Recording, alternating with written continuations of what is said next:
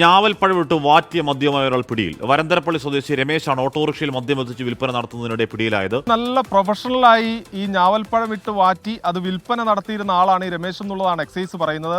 ഇതിൽ ഒരു സംശയം, വിവരം പോലീസിന് ലഭിക്കുന്നത് ഇങ്ങനെയാണ്. അതായത് തൃശ്ശൂർ മാർക്കറ്റിൽ നിന്ന് ഈ പഴുപ്പ് കൂടിയ ഞാവൽപ്പഴം വലിയ തോതിൽ ഒരാൾ എല്ലാ ദിവസവും വാങ്ങിക്കൊണ്ടു പോകുന്നു.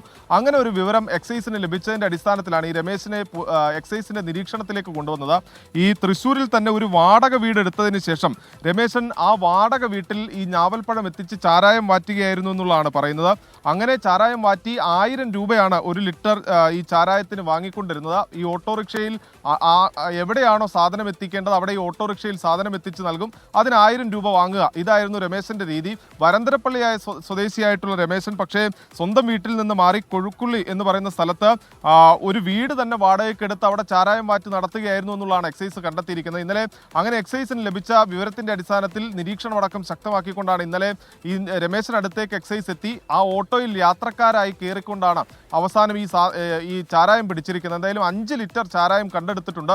1000 രൂപ വെച്ചായിരുന്നു 1 ലിറ്ററിന് ഈടാക്കിയിരുന്നതെന്നുള്ളതാണ് എക്സൈസ് പറയുന്നത്. കുറച്ചു കാലമായി തന്നെ രമേശൻ ചെയ്തു വരികയായിരുന്നു. ഇതിൽ നിർണായകമായത് ഈ മാർക്കറ്റിൽ നിന്ന് പഴുപ്പ് കൂടിയ ഞാവൽപ്പഴം രമേശൻ നിരന്തരം വാങ്ങിയതാണ് രമേശന് കുരുക്കായി മാറിയത്. എന്തായാലും രമേശനെ കോടതിയിൽ ഹാജരാക്കി ഇപ്പോൾ റിമാൻഡ് ചെയ്യുകയും ചെയ്തു.